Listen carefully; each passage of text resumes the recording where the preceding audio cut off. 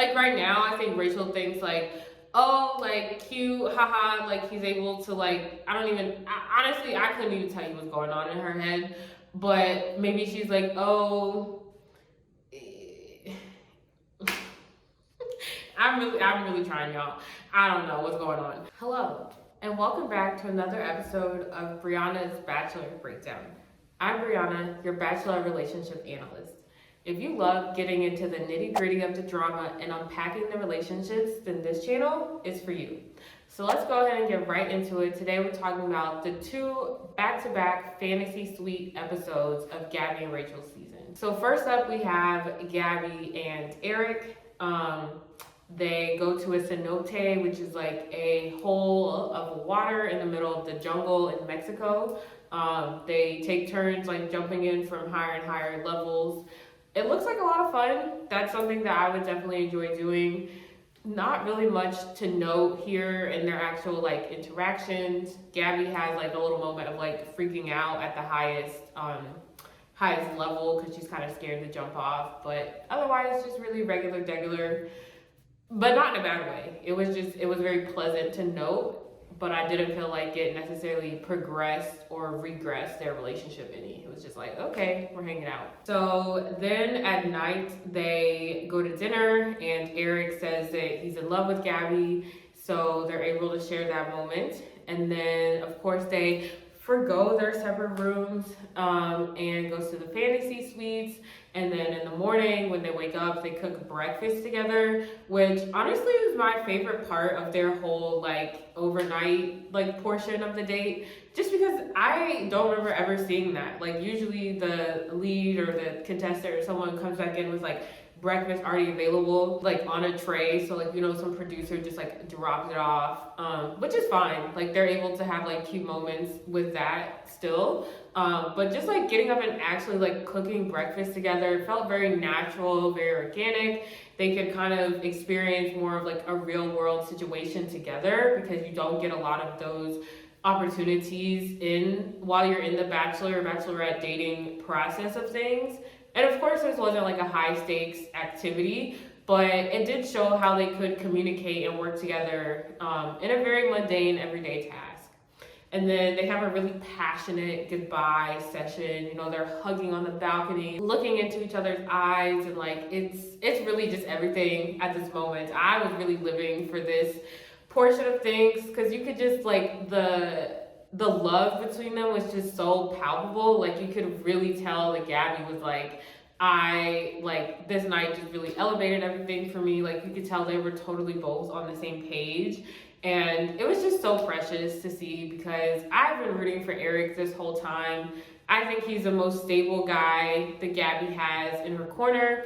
So this was just really pleasant to watch. And one thing that Gabby does note is that she does feel like she is falling in love, or potentially could even be in love with Erich at this moment, but that she wants to wait until there's one person at the end to share those words with that singular person, which I really respect. I'm glad that she, unlike Miss Thing over here, Rachel, learned from Clayton's mistakes. So I really respect that, and I really understand it. Every lead kind of does things differently, and I don't necessarily have a problem with leads that, you know, tell they love multiple people. Gabby's coming at it from the perspective of like, this really hurt me when someone told me that they loved me at the same time that they told other people, and I didn't like that feeling. So coming at it from that perspective, I totally understand and respect why she's choosing to move in this way. So then we have my boy Aven. Honestly, like, I feel like he's just there to take up space at this point.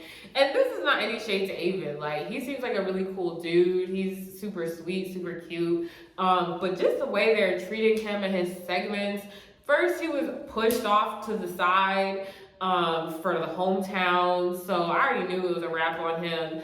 And now during his like overnight date, it's juxtaposed with these clips of Tino ranting to Jesse about how he basically like wants to control Rachel. So I'm just like, okay, I mean, Aven is just like, there's no investment from like the production side, from Rachel's side. Like it's it's disappointing, honestly.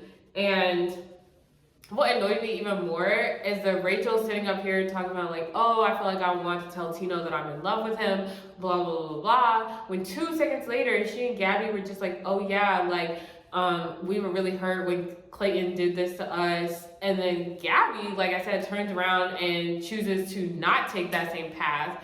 And Rachel doesn't see the hypocrisy in her words. She doesn't see how just spreading herself so thin like that.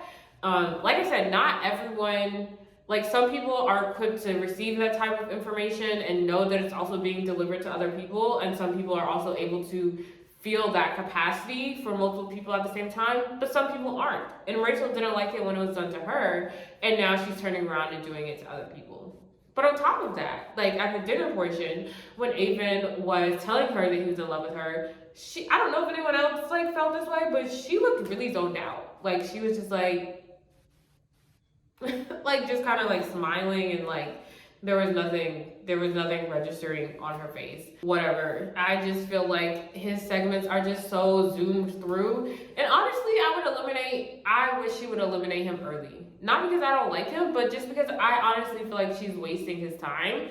And I feel like the only people that are truly on her mind are Tino and Zach. So I'm just annoyed at this point. So then we pull up with Rachel and Tino, and y'all, let me just say, I have to stop and give Rachel her credit for this outfit, because this is the best she has looked all season. She really delivered. She had a little crop top, a little floral thing going on. She had some big white pants, a little bun, like everything was just working. It really worked with like her body type, because she's super short and the pants are super high-waisted and made her legs look really long to like play with like her body proportions a little bit. So it was a lot of fun. I literally could not take my eyes away from her, because if you have been watching my videos this season, you know that I have really struggled to keep up with Rachel's outfits. Like I just feel like there's always something slightly off. Like she never really gives us a full serve. Meanwhile, I hate that she's always compared to Gabby, but Gabby always brings it with the looks. And Rachel is stepping up in Mexico, and I'm here for all of it. She looks so good. Whew.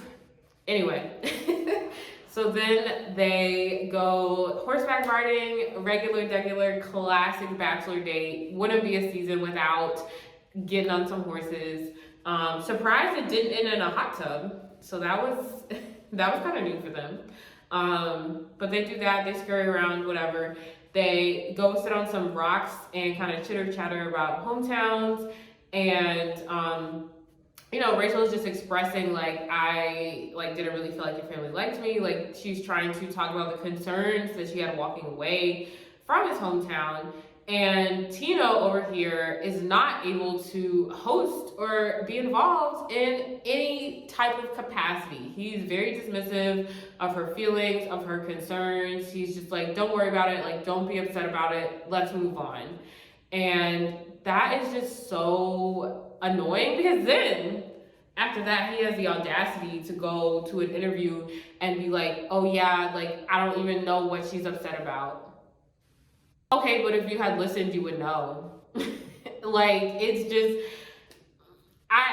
he's so frustrating. And the thing about this is, it's been a consistent pattern. It's not just like, oh, he was like, maybe caught up in the moment, like anticipating fantasy suites, distracted, like whatever. It wasn't like a one-off type of situation. Like, he has consistently shown that this is a pattern of behavior and that this is a character trait, and that he's not a good listener. He does not take in information that does not align with the narrative that he's designed in his head.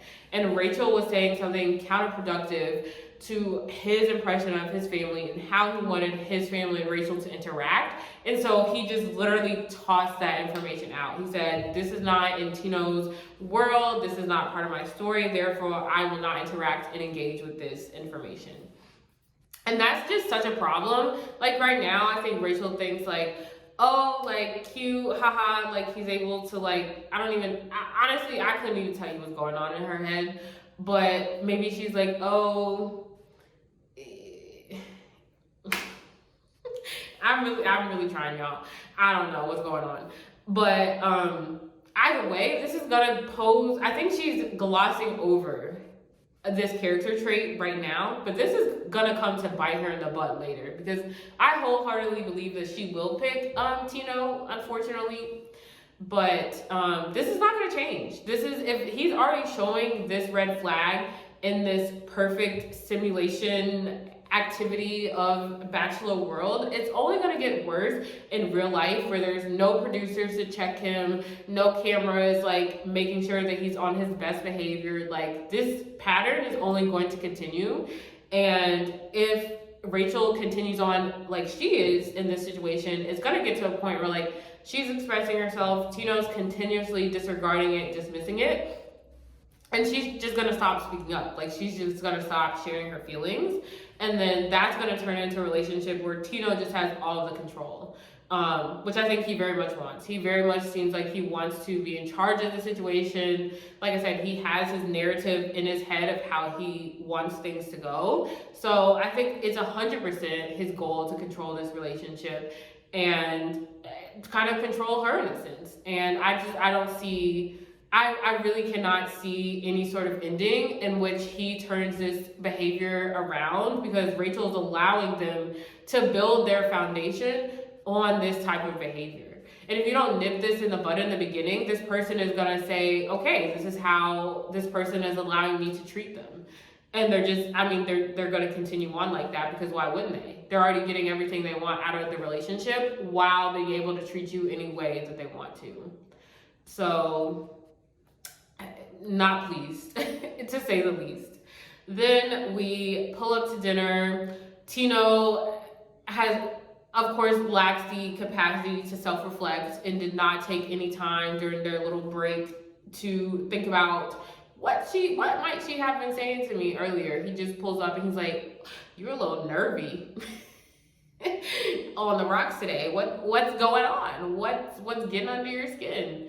And so they kind of chitter chatter about that, and he does hear her out this time, barely, but his response to that, like, I think in his mind, and honestly, I think in her mind, he does provide her some reassurance. He's like, yeah, like, I get where you're coming from, but like, don't worry about it. They're just worried about the situation. It's not you in particular. But my whole issue with this is he has no reasons to back this up. Like, he's not saying, oh, like, when you were talking to my mom, I had a conversation with my dad and he explained to me that he has XYZ concerns, and that's what leads me to believe, like, that it's not you, it's the situation, or like, this is how I've seen them react to like non-traditional situations in the past, so this is how I feel like they will kind of step up to the plate now. Like, there was no sort of reason to back up what he was saying. He was just like, don't worry about it, don't get on board. Because in Tino's world, everyone just does what Tino says eventually. And he's like, he tries to make it sound romantic, but it again just sounds really controlling, because he's like, oh, well, since I like you, and once they see how much I like you, they'll like you too. And like, normally, like, if I had never seen any other red flags from Tino, I would think that's a cute statement. People say that all the time. Like, I can't wait for you to meet my family. Like, they're gonna love you so much because they're gonna be able to see all the qualities that I see. Like, face value, that's a very sweet and like romantic statement, but coming from Tino, it just sounds like, I'm not gonna give them a choice. I like you, and everyone in my life has to like what I like and approve what I approve of, because I don't take constructive criticism. And Rachel just said, okay, sounds good.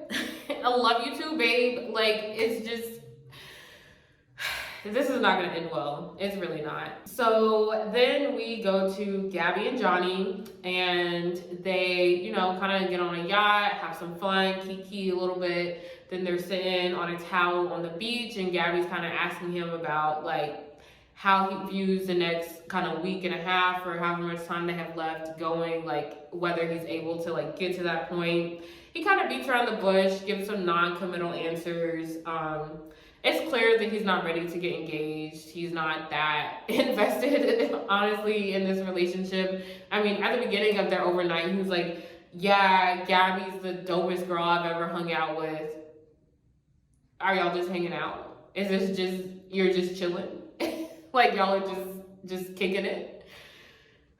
Anyway, so they pretty much break up, say that, you know, it's not meant for them, whatever. And to be honest, I wasn't surprised, first of all, but I also wasn't like that moved, just because I already knew Johnny was going home at the end of this week either way, whether or not they did end up spending the night together, because I just didn't see it with him. I didn't take him that seriously as a person. So I think they really just like sped up the inevitable, and I think they both kind of knew it. And while Gabby did seem sad, she seemed more sad about like the loss of, like, I don't know, just like trying to make a relationship. She seemed more sad about the idea of a relationship as opposed to Johnny in particular, or losing Johnny in particular. And that's not to say that she didn't have feelings for him. Like, I think she did. But it just seemed like one of those things where, like I said, she knew that he was going to go home at the end of the week. So she was already kind of like mentally prepared for that. And it was just kind of like, well, dang, this would have sucked either way. But now I just have to be upset about it in the present as opposed to the future type thing. And one thing I really admire about Gabby is just like her ability to like allow herself to feel all of her feelings and like grieve in the moment while also staying true to what she deserves. So like for Johnny, I think it was really hard for her to, you know, come to the realization that like not only are they not meant to be, even if they were, like he's not on the same page as her at all. Like they don't have the same goals. He's not ready to get engaged. He doesn't seem to be willing to put any effort in to change that about himself, to see if he can try to get engaged. And so I think that was very disheartening for her, and she definitely like expressed those emotions in the moment. But she also in the same breath was like, you know what, this is what I deserve. I know for a fact that I'm ready for an engagement right now, and I'm ready to prioritize a relationship right now. And so I need to make sure that I'm getting what I deserve, or that I'm leaving alone. And I really admire her. That takes a lot of self-worth, honestly, a lot of self-respect to be able to maintain those standards for yourself. It's really easier said than done, honestly. And I think this is the refreshing part about having a bit of an older Bachelorette. And I think that once you kind of have gone through life a little bit more, you've had like more relationships, you kind of, you know what you want, and you know that you don't have any time to waste because you've got other things you need to get to in your life. Like, yeah, a relationship is important, but you have other stuff to do, so you can't be sitting around playing games, essentially. So that's always just really admirable to see, honestly. So then Erich and Gabby have a little nighttime meet and greet on this random bridge on the resort. And I think it was supposed to be like a cute moment for Erich to kind of like reaffirm his feelings for her, but then he got in his head and he was like, you know, like this week is really hard for me.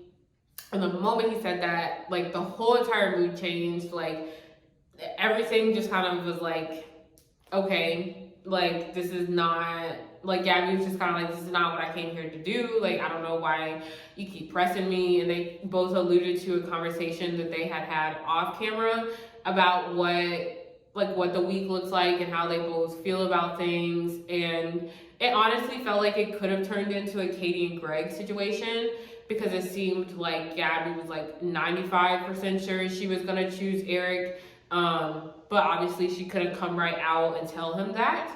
Or that she didn't want to come right out and tell him that, and she wanted to make sure that she was giving each relationship a chance to get to its full potential, whatever that looked like. And so I was like really scared that, you know, Erich was just gonna like fumble the bag and blow up everything in his face right when he's almost there.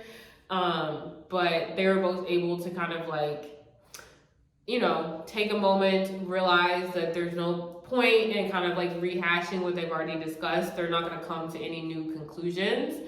And Gabby says in her confessional at one point, she's like, me and Erich don't have the best communication. But I would honestly push back at that a little bit, because I don't think it's necessarily, a sign of poor communication if someone brings up a topic that like you're uncomfortable with, or that like you feel like you've already discussed, because clearly that's something that's on his mind and something that's, you know, bringing out a lot of emotions in him. So I think it's perfectly valid for him to still be in his head about it. But I think they did display signs of good communication and a healthy foundation, because they were both able to realize that it wasn't worth arguing about. They had nothing new to say. They were not going to change each other's mind. Gabby was able to, I don't want to say hear Erich out, but she understood his perspective. She didn't dismiss his feelings. And I think Erich was able to say, you know what, I don't need to push this any further. Like, this was my bad. I'm going to let you do you. I'll, you know, give you some space. So I think it's actually a really great sign that they were able to identify potential conflict and take the steps that they needed to avoid that. So I honestly didn't have any problems with this interaction. So then we have an overnight with Gabby and Jason. And their date portion of the date involves playing tennis, because apparently Jason was a tennis athlete in college. So that was a little fun fact that I personally didn't know. I thought it was really thoughtful that she wanted to do that. Obviously, like, she's trying to take an interest in his hobbies and his passions, and that's definitely something that you want in a partner. You don't have to have the same interests all the time, but you do need to appreciate what the other person likes to do, and at least, you know, see what's going on in their world. So that was a lot of fun, really cute. Then they go to dinner. In his confessional beforehand, Jason has the audacity to be like, oh yeah, I'm not ready for an engagement, which, whatever, fine, valid, okay. But then he's like, oh, and I hope she takes it well. What would taking it well look like, Jason? Like, why would a girl go through all of the trouble to sign herself up to be the Bachelorette, go through all of this filming and like publicity and just the exhausting process of being the lead of this national reality TV show, to come out and not want to execute the premise of the entire show, which is to get engaged? Like, why? I don't know. I don't understand how men just wake up in their mind and think, me, myself, as this mediocre dude that I am, can just rewrite this whole woman's journey and this whole TV show's premise, because I did not take the time to do the internal work of deciding if I'm ready for an engagement or not before I signed up for this show that has no surprises about the fact that it's expected to end in an engagement. I will never understand. It is unclear to me. But nevertheless, he pulls up to the date ready to provide this information. They have a conversation, and he's kind of like, you know, like, I just don't know what's real. Like, we're in the Bachelor bubble. I feel like I don't really know who you are, like, for real. And, you know, aside from his audacity of thinking she would somehow take that well, I had mixed feelings about where he was coming from. The one side of me, my Bachelor brain, was kind of like what I just said, in terms of like, okay, you knew what you signed up for, you knew the timeline of this, you knew how this worked, so it was your responsibility to sit down prior to signing yourself up for this show to think, hey, can I do this? Is this something that I'm able to entertain? Yes or no? That's on him. So that's really annoying that he came on here not emotionally available for that. Okay. But then the other half of my brain that exists in the real world is kind of like, this is a really reasonable thing to not be ready to get engaged to someone in 10 weeks and to not even know if you love someone in 10 weeks. Like, that is actually very normal. And in the real world, it would be more alarming if after 10 weeks of dating, you were like, you are the one for life, let's get engaged, let's do all this extra stuff. Like, that would really throw a lot of people for a loop, I think. So I was kind of like, I saw where he was coming from, but also I was frustrated because it's like, okay, you could have just dated in real life if you're so concerned about real life. Like, it's just not adding up. So then Gabby seems like she's ready to kind of walk away from the situation. Similar to Johnny, it seems like she's sad about it and honors the feelings that she has for Jason, but at the same time is like, well, if he can't give me what I want, then there's nothing else to talk about. But he kind of talks her into like having an overnight date together. He basically, like, I think he was kind of coming from the perspective of like, let's just talk off camera, like see where things go, see if we can make a relationship come out of this.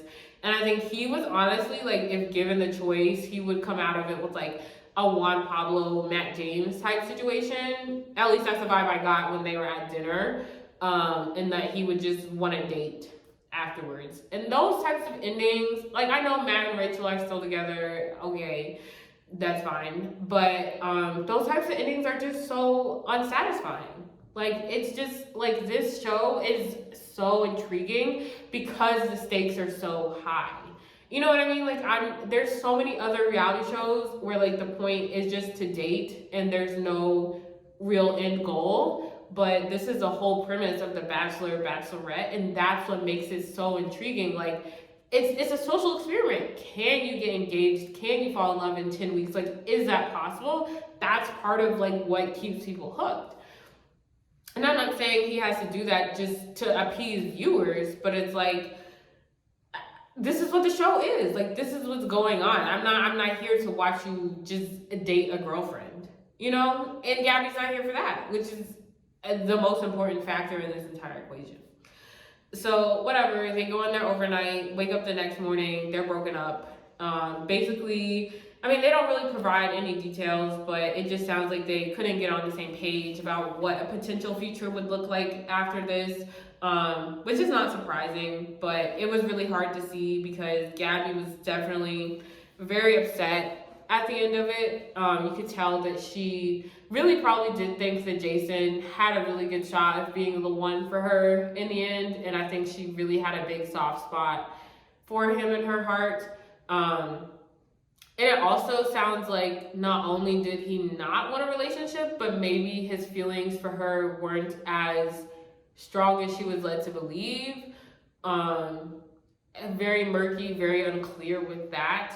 I do recall, like, the day before his, like, date with her, he was telling Jesse, like, Jesse was like, oh, like, where are you feeling? He was like, I definitely have strong feelings for her, which, like, again, at this point in time on The Bachelorette, that's simply not enough. Like, that's simply, like, that's, like, week 2. You know what I mean? Like, that, what am I supposed to do with that? You have strong feelings? Okay.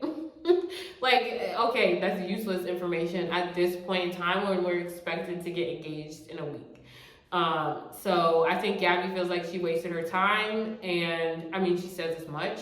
They meet up the next morning, and obviously they're already broken up, but I think they just, like, kind of had to break up again for the cameras. But we didn't really get any new tea. So it was sad, but I wish they could have just had longer interviews and just, like, told us both their sides of the story of how the night went down. That would have been much more interesting for me. So then Rachel and Zachary, they go on their, overnight date. Honestly, their date portion of the date was the most interesting for me. Like, it seemed like they had a lot of activities. They were doing a lot of interesting things in the town. So I had the most fun watching them. And also, Rachel served us another look. Okay, y'all, I think this floral, orange, green family is really, like, her vibe. I think it's really working for her. She had an off-the-shoulder mini dress with puffy sleeves and, like, kind of like a layered skirt. Like, she looked so cute. She looked so cute. I was so happy, and just I just wanted to revel in all of it because this is what I've been waiting for all season. I wanted these looks off top, but I will enjoy them now that they are here. Anyway, another tidbit. I was probably the only person who was, like, excited about this little conversation, but they were talking about, like, arguing, I guess, and Zach was like, oh yeah, I've never raised my voice for anyone in an argument, and Rachel was like, oh, but, like, your voice is so, she kind of trailed off, and he's like, booming, right? She's like, yeah, booming. And I've been saying this from the beginning, but first, I have a big thing for voices. I love voices.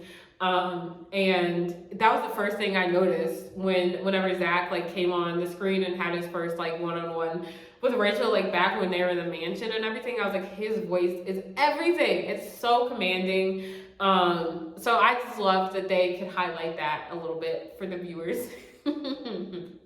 So then they go into their overnight date and they come out of it and they're having a weird conversation like in the morning. Like Rachel's like, oh yeah, we had a tough conversation last night, but you handled it well. And then, which I thought was kind of condescending. At this point in time, we didn't really know like what she was alluding to, like what they talked about, but I just felt like the way she said that, like, oh, you handled it well. I think the power is getting to her head a little bit. I'm gonna be honest, because that's not something you say to someone, I guess, in an equalized dating situation.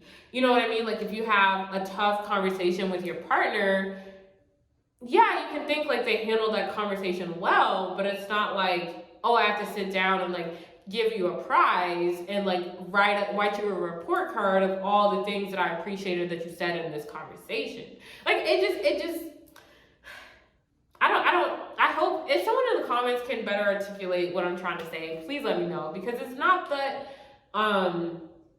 it's not appropriate to tell your partner that you appreciated how they handle a conversation.